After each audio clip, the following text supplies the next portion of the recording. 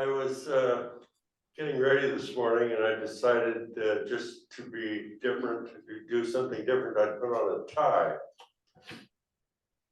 And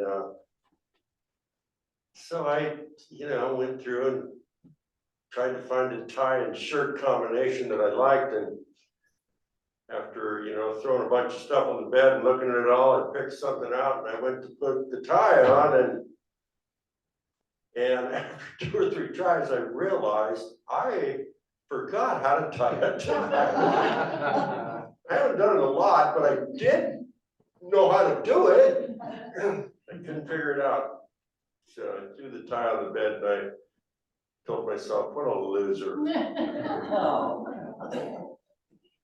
Then my ego said, yeah, maybe, but you got some things to do. Finish getting ready.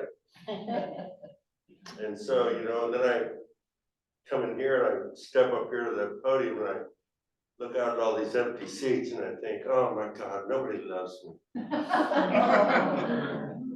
And my ego said, yeah, maybe, but you got a talk to do. So why did my ego disagree with that negative self-talk? The title of this talk is Core Beliefs and Ego Strategies, and it's going to answer that question.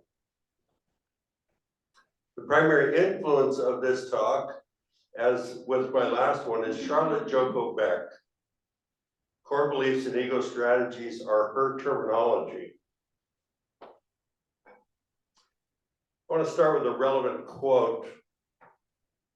Convictions are more dangerous foes of truth than lies. Friedrich Nietzsche. A lie gets found out, but our ego will hold on to a conviction because conviction is the fabric of our ego. The core beliefs I'm going to be talking about today are ideas about ourself established when we were very young. I'm also going to talk about how and why the ego develops strategies that prevent us from discovering those beliefs. The ego is a false self that believes it is the real self. It's like a king sitting on an inherited throne, all the while knowing there's a brother out there who was supposed to inherit the throne. That brother is your soul. I love to contemplate the yin-yang symbol. The dark side of the circle represents the ego, but within that dark side, there's a white spot. The white spot represents the ego's connection to the soul. The other side is white and represents the soul, but within the white side, there's a black dot. The black dot is the soul's connection to the ego. Each dot is like a portal that leads to the other side. The symbol is telling us that both of the elements of our self, the ego and the soul, must communicate with each other. The soul knows this truth, but the ego fears and thus denies it. The symbol is also saying that things aren't as black and white as they seem. The white dot on the ego side, that dot of soulful awareness, haunts the ego. It's constantly threatening to shine light on the ego's illusion of selfhood. If the ego designed the symbol, it would be all black, like a room with the lights turned off. When the lights are off, we tend to trip over things.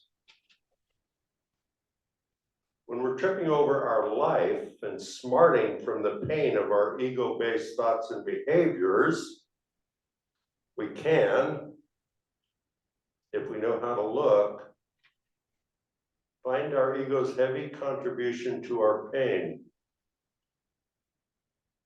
The practice I'm going to talk about today, which I call Joko Zen, teaches us how to use our soul to look at our ego.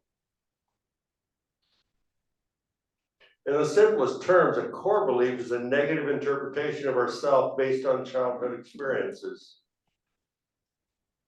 An ego strategy is a pattern of thoughts and behaviors our ego uses to avoid seeing the lies that our core beliefs are.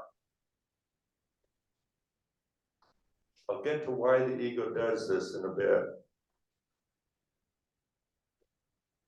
True joy is the removal of the polarity or duality in our thinking about pleasure and pain. The fabric of the polarity is judgment. Pain, bad; pleasure, good. Judgment is a behavior that blocks our ability to learn from emotional pain. We can experience pain from a questioning perspective. Why am I feeling this way? Or we can say, pain bad, eliminate pain. Of course, we aren't practiced at removing the polarity. Our lives are a pursuit of pleasure and an avoidance of pain. Our deepest drive is to survive, and from a survival perspective, comfort and pleasure feels safe. And discomfort and pain feels dangerous.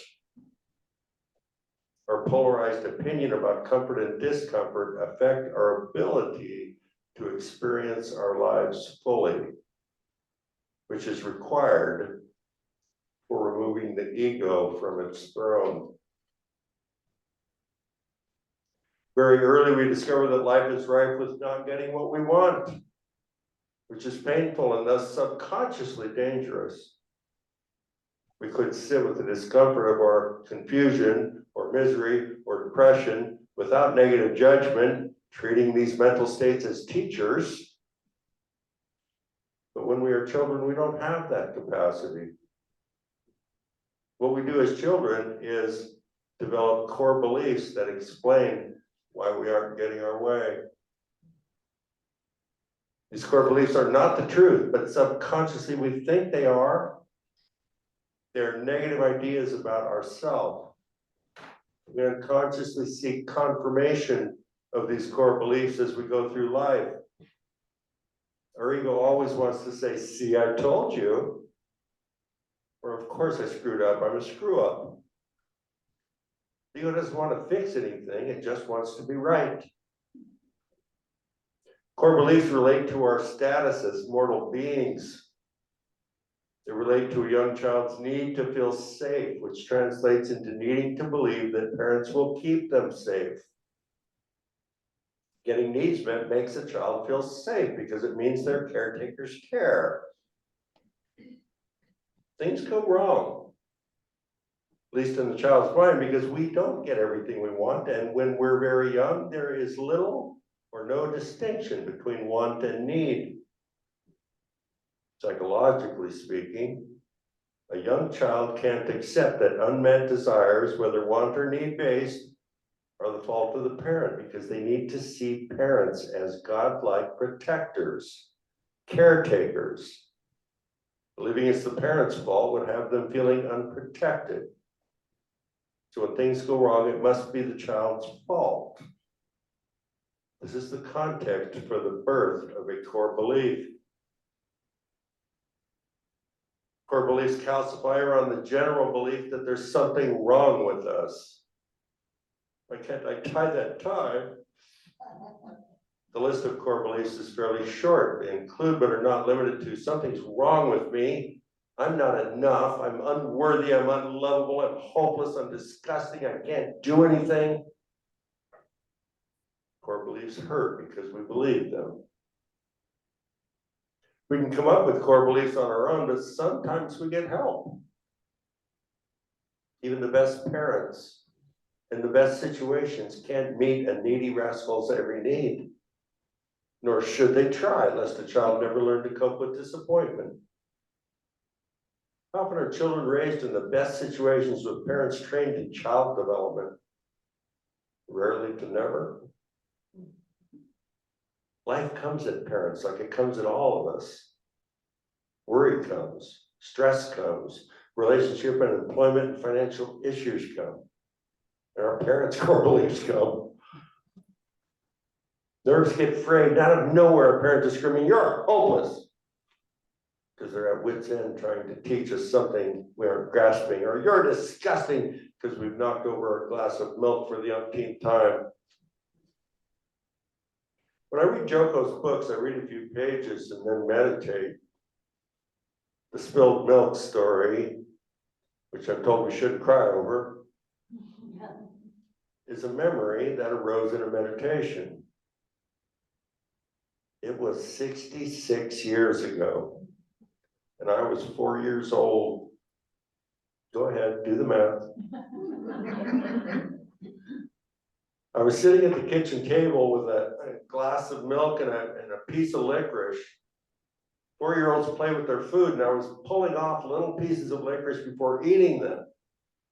Licorice tends to resist up till the point where it completely surrenders the battle. So my milk is here, and I'm here pulling on the licorice, and it gave up, and my elbow flew into the glass of milk, sending it to the floor where it shattered and sending milk everywhere. "You dumbass, what's wrong with you?" No parent was intending to damage my psyche, but core belief fuel was flying everywhere too. I didn't cry over spilled milk. I cried because something was wrong with me. So a core belief is actually a core conviction we have made about ourselves. They're hidden from our awareness. Because they are hidden doesn't mean they don't affect us. Their toxicity is stored in our body, and our egos need to keep them hidden, consume some of the energy we need to live and be healthy. Negative ideas about ourselves do influence how effectively we navigate life. Ego strategies are how we cope with the existence of our core beliefs. They are the various ways our ego defends itself. They are the denials and projections of our everyday experience. These strategies might include being quiet and reserved, trying not to be seen, or being excessively non-confrontational. All of these tending toward introversion. Or they might be outwardly aggressive, telling people off and shutting them down anytime a core belief is triggered. Being obsessively busy is a strategy, as is focusing on other people's problems or shortcomings. Altering our consciousness with drugs is a strategy that pairs well with the core belief that we aren't capable of experiencing satisfaction in the context of our natural brain chemistry. Alcohol and other drugs can be one type of a much bigger strategy, which is using any behavior that triggers the pleasure centers of the brain to distract from the pain of a core belief. Core beliefs are powerful because anytime we feel an emotion that we felt when a core belief was established, we get a brief glimpse of that core belief. That glimpse triggers the corresponding ego strategy to block awareness of the core belief, sending it back to a less accessible part of our consciousness. Strategies are powerful because they become automatic. Automatic behaviors are like a reflex and come into play outside of our awareness. In the beginning of this, I said, ego is a false self that believes it is the real self. Core beliefs are likewise false, but they become the foundation that our personality is built on. Core beliefs affect thoughts, behaviors, and feelings, and they do it from behind a curtain. Our strategies are that curtain. The strategy is how we deal with a core belief, but none of the strategies are about becoming aware of a core belief. Strategies are all designed to protect our image by distracting us from awareness of the core belief. The most important thing about strategies is that they don't work. They do not identify core beliefs, uproot their negative effects, or loosen our attachment to them. Strategies are the ego's tools for the survival of a self that is an illusion. Again, let's return to the beginning. The ego is like a king sitting on an inherited throne. That throne is our personality, or who we think we are. That personality is built on core beliefs that are not true, convictions that are a foe of the truth. The ego knows that if we become aware of our core beliefs and recognize them as the falsehoods that they are, it will begin to lose power. The ego's power comes from thinking there is a personality that has to be defended. Ego strategies are nothing more than our ego attempting to hide our core beliefs so they can't be deconstructed with spiritual wisdom.